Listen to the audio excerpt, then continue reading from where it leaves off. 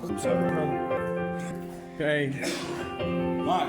hey, you want me to zoom it in any? No, you can just leave it like that. Alright. All right, good morning, gentlemen. Good morning. Doing good? Good deal, fellas. So I'm going to be reading out of Job today. And Job is a really great story, man, because he suffered a lot, but still thankful to God and still worshiped God. So I'm just going to read a little bit out of that. Job chapter 1. It starts out, the Lord and Satan have a conversation. Satan pretty much betting the Lord Job would eventually turn away from God and curse him. Job chapter 1 verse 12. The Lord said to Satan, "Very well then, everything he has is in your power, but on the man himself do not lay a finger." Then Satan went out from the presence of the Lord. The story goes on in Job's losses. He loses a lot of stuff. His oxen and donkeys were stolen, and his servants killed, but one who was sent to tell him. Sheep and servants died by fire of God as a witness, and one came and told him. Camels were stolen, and more servants died, but one who was sent to tell him. Finally, his sons and his daughters were killed by a collapsing building, killing all of them. Job chapter 1 verse 20. At this, Job got up and tore his robe and shaved his head. Then he went to the ground in worship. So even after all that, he lost all those things in one day and still worshiped God, still was faithful, still had a true purpose behind God and trusted in him no matter what. I mean, you can compare an oxen and a donkey to a car and some four-wheelers, boys. Yeah. And he lost all that in a day, and his children as well. All right. Job verse 20, or chapter 1 verse 21, and Job said, "Naked I come from my mother's womb, and naked I will depart. The Lord gives, the Lord has given, and the Lord has taken away. May the name of the Lord be praised." Now verse 22, in all this, Job did not sin by charging God with wrongdoing. All right, guys, this is the big highlight right here. How many of us have lost somebody or something happened to us, and we fall and blame God? I mean, I've heard a lot of people do it. I've done it myself. We lose brothers, we lose sisters, we lose mamas, we lose daddies, and we sit on our knees at the end of the day and say, "God, why me?" But it's not him that done any wrongdoing, you see. It is a sin, as it says in Job chapter 1, verse 22, to charge God with wrongdoing. It's not right, because God can't do any wrong. Okay? Let's see here. Alright, Job chapter 2, verse 3. Then the Lord said to Satan, "Have you considered my servant Job? There is no one on earth like him.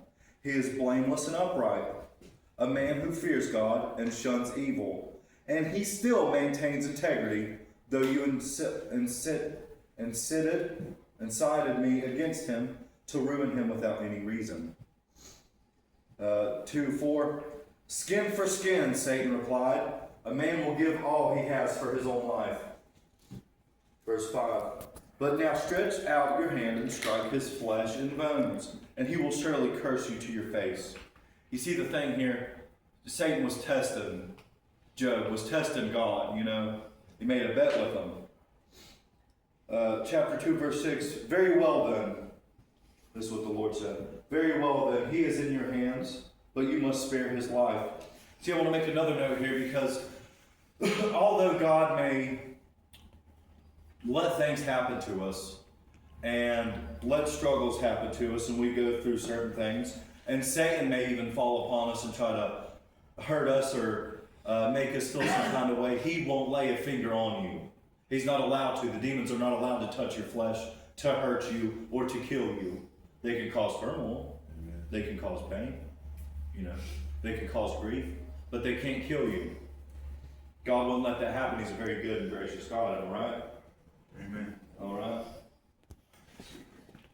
All right, so just a couple side notes. Job, after this discussion, was afflicted with sores from the soles of his feet to the top of his head, covered in sores. He even took a piece of pottery to scrape the sores because of how bad he hurt. Terrible. I mean, could you imagine? All that stuff happened to you, and then all of a sudden you still worship God when you got boils and sores all over and you look like you died. It's crazy, man. Too much in America do we say, oh, I'm done with you. That's it, God, I'm done. That's it. You done it this time, Lord. You know, that's sick, man. I've done it too. I've cursed God. Not even by accident, man. Just doing some stupid stuff and me going, oh, Lord, I'm mad at you. But, buddy, it wasn't God, and we all can know that, you know? Yeah. America's too quick to do that. We have so many things. We got money. We got things that we can do with our own hands. We worry about our own will too much, and then next thing you know, we're casting God off, and it's supposed to be on our cents, on our pennies, in God we trust. But we forgot about that a long time ago when money got important, didn't we? Yeah. All right, so we're going to go ahead and fast forward. So the Lord spoke to Job out of a storm. In Job chapter 38, verse 2, God says, "Who is this that observes my plans with words without knowledge? Brace yourself like a man. I will question you, and you shall answer me. Where were you when I laid the earth's foundation?" God came to him. After all these things, Job was troubled. He was hurt, so he called upon God and was upset with all these things. And God finally answered, "Who are you? Yeah. Who are you talking about me and saying things against me? You don't even know what you're talking about." That's what a lot of us do, man. We go blabber out at the mouth and not even know what we're speaking about. A lot of the times, you know. I've done it. I've talked about something yesterday and looked it up and it was wrong. And I was sitting there like, oh my gosh. You know, how many times does that happen? We're constantly learning in life. Constantly learning. The more you learn, the more you grow. You better learn so you don't burn, am I right? Amen. All right now. Amen. Yes, sir. Better learn before you burn, brothers. And God also said, "Tell me if you understand." All right, so a little time goes on, and the Lord was very angry with Job's friends because they didn't speak the truth about the Lord as Job did. So we fast forward, we're in Job chapter 42, verse 10. After Job had prayed for his friends, all these things had happened to Job, and he was still so selfless that he prayed for his friends. Yeah. Isn't that beautiful? And so, verse 10, chapter 42, after Job had prayed for his friends, the Lord restored his fortunes and gave him twice as much as he had before. Verse 16, after this, Job lived 140 years. He saw his children and their children to the fourth generation. 17, and so Job died, an old man and full of years. Seems like a pretty good reward for all that. He lived quite a good life after that. Everything was good, and he got talked about for thousands of years. And here we are still talking about the brother. Amen. At the end of the day, this is my little side notes. At the end of the day, we tend to cast blame on God or blame others. Job lost all that he had and still worshiped God. He was broken. He was broken to the absolute max, past anything we've done. Because in our life, guys, we get broken, but we break ourselves. On our own will, we break ourselves. Things come into our lives that we want to sit here and complain about, or, fellas, if I didn't do all those drugs, I wouldn't have all the problems I have. Yeah. But there's a reason we go through it, to help others, to lift our brother up, our fellow addicts, you know? Amen. So, gentlemen, so he's broken to the max, but with conversation with the Lord, it helped him greatly. With God coming down and talking to him. So I advise you, brothers, as well as myself, because I need to do it more often, talk to the Lord. Push yourselves to tell the Lord how you feel, what you're going through. You can talk to him as me and you are talking here right now. Simple. God, I just had a really sucky day today.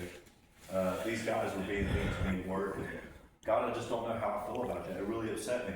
But as much as you talk to God, make sure that you listen. You got to get in a nice quiet area and just listen. Just meditate. As soon as one thought comes into your mind, let that thought go. Don't focus on it, just let it go. That's a part of meditation. Work on your breathing. Just try to listen to God and hear what he says. You can also go to the Word and all those things. God will speak to you. But just as much as you talk, do your best to listen. They say that God gave us 2 ears and 1 mouth. Mm-hmm. Why? It's more than you speak. Right, twice as much as you speak. Lord knows I need to do that. All right, so the main point out of all this, and I appreciate you brothers listening, because this is a really cool story. I love Job very much. Mm-hmm. Suffering is not always a punishment for sin. Faith is required even when it's not understood. And humans have limited understanding of God's ways and the complexities of the Word. As long as you apply yourself, fellas, as long as we try each and every day to do our best, God will absolutely do the rest. Thank you. Amen.